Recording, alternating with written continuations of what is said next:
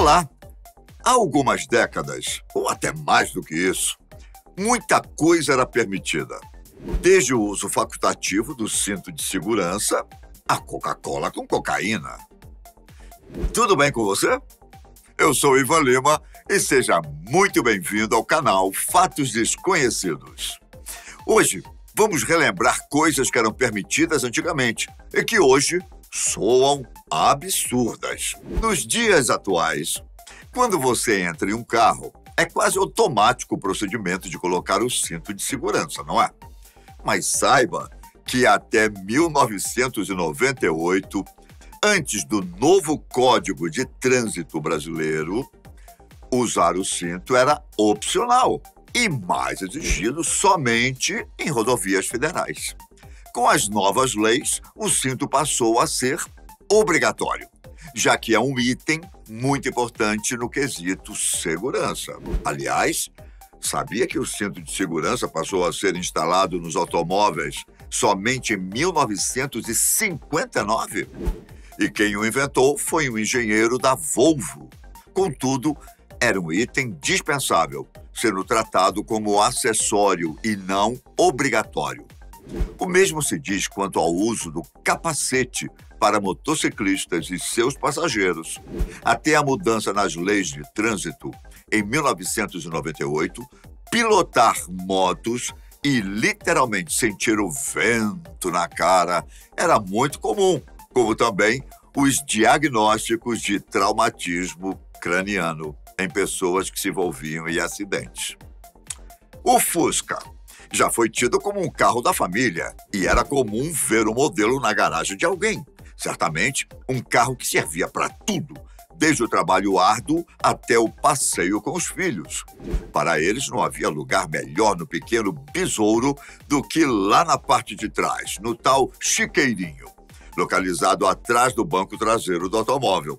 O problema era que, em caso de um acidente, as crianças se encontravam num dos lugares menos seguros para estar ainda mais sem o cinto de segurança. Quem viajou em aviões até meados da década de 90 deve se lembrar que as cabines dos aviões tinham assentos reservados a fumantes, geralmente na parte de trás. Mesmo assim, a fumaça circulava por toda a cabine, mas tudo dentro da legalidade. Era possível. Raramente se via alguém reclamar do cheiro e da neblina que se criava, especialmente quando havia mais de um fumante. O mesmo pode-se dizer dos ônibus, dentro dos quais também já foi permitido fumar. Não só aviões e ônibus, como também restaurantes, salões de festa, boates, pubs e vários outros lugares fechados não proibiam que se fumasse em seu interior.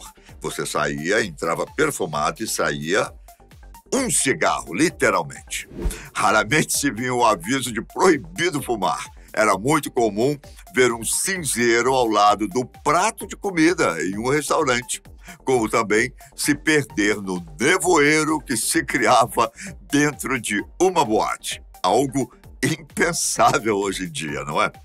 E por falar em fumar, você sabia que até no início dos anos 2000, as propagandas de cigarro eram muito comuns?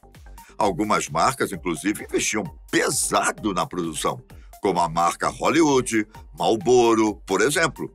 Bom, voltando um pouco antes, lá pelos anos 50, em meados do século XX, era comum também as propagandas de cigarro, especialmente no meio impresso. Elas continham recomendações médicas e envolviam crianças, como se o cigarro fosse algo benéfico à saúde.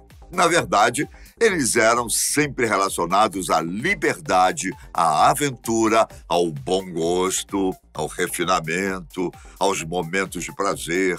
E somente no final da década de 90 é que estudos vincularam o hábito de fumar ao aumento nos casos de câncer, derrubando todo o glamour que antes se depositava sobre os rolinhos de fumo. Bom, a comercialização do cigarro, no entanto, não foi proibida, mas Desde a proibição das propagandas, foi também proibida a venda para menores de idade. Acredite, até os anos 80, era comum uma criança entrar em um comércio e comprar cigarros para alguém da família, seja para os pais ou outro parente, e até amigos dos familiares. Não havia ideia, como há hoje em dia, de que a criança poderia se tornar um fumante no futuro, fazendo apenas aquele favorzinho ao comprar o produto. E ainda na área do fumo, a fábrica de chocolates Pan produziu até meados da década de 90 o famoso cigarrinhos de chocolate. Em sua embalagem, havia estampado o rosto de um menino de 10 anos segurando um dos cigarrinhos de chocolate como se fosse de verdade, dando a impressão de que as crianças e jovens compartilhavam com os adultos o hábito de fumar. O garoto da embalagem era o ator Paulo Pompeia, morto em 2021, aos 72 anos. Em uma entrevista dada à Veja São Paulo, em 2017, Pompeia afirmou nunca ter fumado em sua vida e também que não apreciava chocolate. Você gosta de Coca-Cola? Algumas pessoas não vivem sem o refrigerante mais famoso do mundo. Pois é bom para curar ressaca, matar a sede e até acabar com a diarreia. Bom, segundo dizem, não é? Mas você sabia que a Coca-Cola já teve cocaína em sua composição?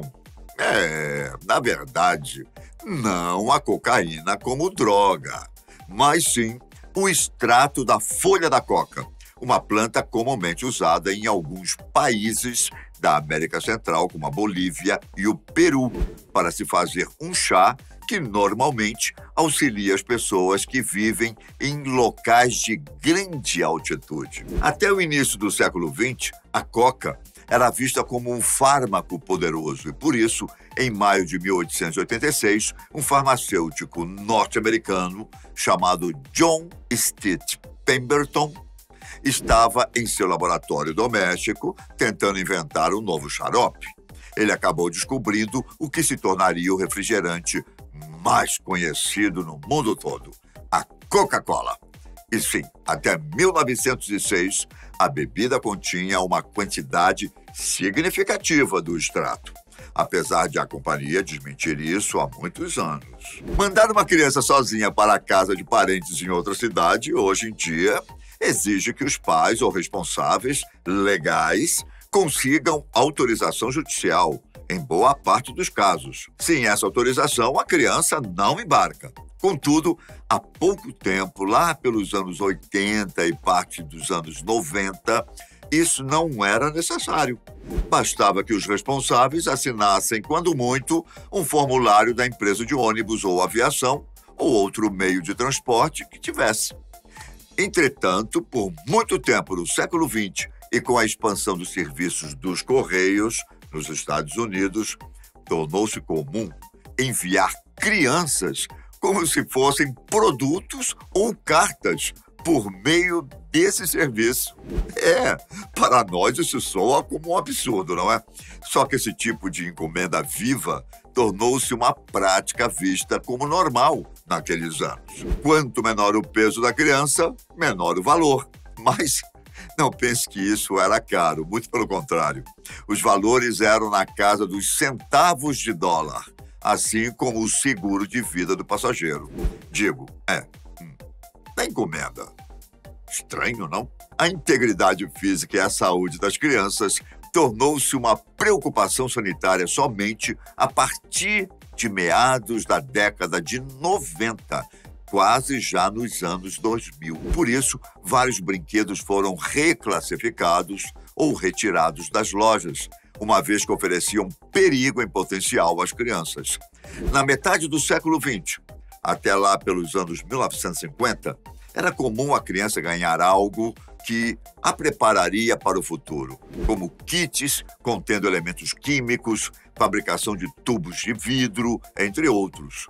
Que o diga a empresa A.C. Gilbert Company, que fabricava kits, entre aspas, educacionais para crianças e adolescentes. Como o Gilbert Glaze Brewing, que vinha com a matéria-prima para criar tubos de vidro. Em resumo, essa matéria-prima era derretida e bastava ao garoto soprá-la até dar a forma de vidro desejado. O que acontecia era que a matéria-prima ou vidro derretido podia estourar e queimar o rosto da criança. E, além do mais, os compostos químicos exalados pela fervura da matéria-prima eram grandes causadores de câncer. A Gilbert também lançou diversos outros brinquedos que, bom, não eram simples brinquedos, mas verdadeiras armas. Além do soprador de vidros, havia também o Caster Kit, que a criança podia moldar soldadinhos a partir de, pasme, chumbo derretido por ela mesma. Se vidro derretido já é um perigo, imagina o chumbo. Outro kit que deu o que falar, aliás, que comprometeu muita criança, foi o Laboratório de Energia Atômica, lançado em 1950, que permitia criar e observar reações químicas e nucleares na prática. Ele continha componentes radioativos, como urânio e rádio. Que loucura, hein? Hoje isso é inimaginável, pelo amor de Deus. Pelo menos para a realidade de muitos países, a fabricação e a venda de armas de brinquedo que simulem ou não as de verdade, mas que escondem intenções, são proibidas. Mas nem sempre foi assim. Nos anos 70 e 80, era muito comum um garoto possuir o que chamavam de revólver de espoleta. Eu tive. Que simulava o ruído de um disparo, guardadas suas proporções, sem envolver projéteis. Além disso, menores também tinham a permissão de possuir e portar espingardas de chumbo, desde que tivessem 12 anos no mínimo. Pode ter certeza que muitos passarinhos foram abatidos e muita gente se machucou com os tiros quase inocentes de chumbinho, mas que ainda guardam algumas marcas.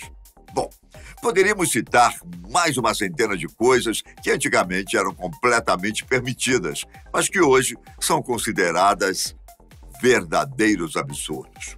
Cite aí nos comentários algumas que você se lembra e não foi dito aqui, ok? Se você gostou do tema, não se esqueça do like maroto. Se curte o canal, talvez seja do seu interesse se tornar um membro, ok? Combinado? Um grande abraço, fique com Deus e até a próxima. Tchau!